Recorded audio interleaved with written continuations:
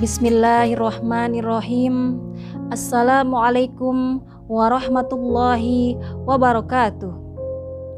Alhamdu wa kafa billahi wassalatu wassalamu ala rasulillahil mustafa wa ala alihi wa sahbihi wa man ihtada.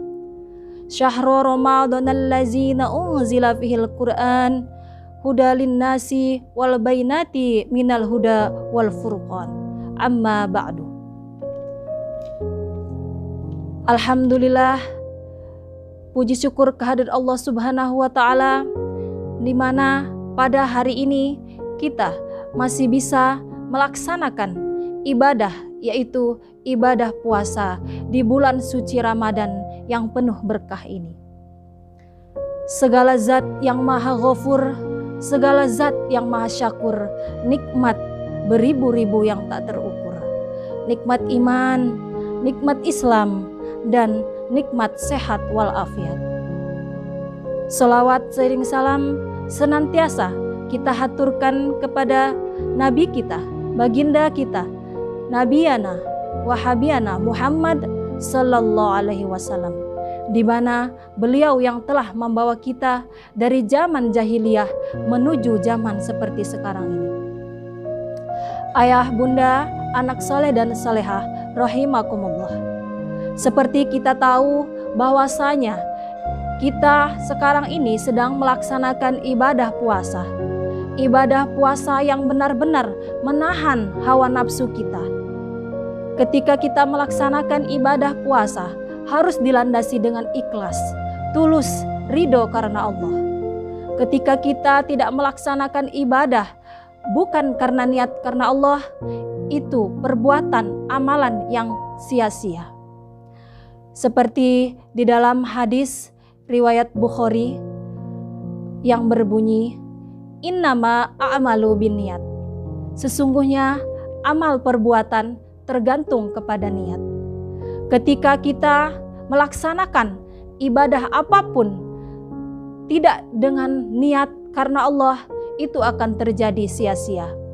Ketika kita melaksanakan ibadah hanya kepada Allah, ikhlas dan ridhonya hanya kepada Allah, insya Allah kita akan mendapatkan pahala yang berlipat ganda. Seperti sekarang di dalam keadaan kita adalah ibadah puasa bulan Ramadan yang sangat mulia ini.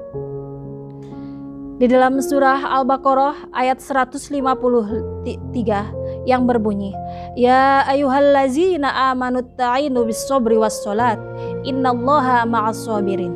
Hai orang-orang yang beriman, jadikanlah sabar dan salat sebagai penolongmu. Sesungguhnya Allah beserta orang-orang yang sabar. Ayah, bunda, anak soleh dan solehah rahimakumullah. Seorang muslim ketika kita melaksanakan ibadah kepada Allah hanya memohon ikhlas dan ridhonya, kita adalah harus bersabar. Ketika kita akan menuju keikhlasan, kita harus pertama adalah harus sabar. Karena ibadah yang pertama kita harus belajar menuju keikhlasan. Cara meraih keikhlasan kita yang pertama adalah banyaklah berdoa kepada Allah, memohon ampunan kepada Allah dosa-dosa yang telah kita lakukan. Yang kedua adalah menyembunyikan amal kebaikan kita, seperti kita melaksanakan amalan-amalan yang sunnah, sholat sunnah, puasa-puasa sunnah seperti sholat duha, sholat tahajud, dan puasa-puasa sunnah yang lainnya. Yang ketiga adalah memandang rendah amal kebaikan, seperti kita melaksanakan ibadah kita. Kita jangan sudah merasa sempurna melaksanakan ibadah. Itu akan terjadi ujub kepada diri kita, berbangga diri kita. Kita jangan sampai mempunyai penyakit hati penyakit diri dalam hati kita. Kita harus mempunyai niat husnudzon kepada orang lain. Apa yang kita lakukan itu tidak ada bandingannya dengan ibadah dengan orang lain. Mungkin mudah-mudahan apa yang kita lakukan mengharapkan ridho dari Allah Subhanahu wa Ta'ala.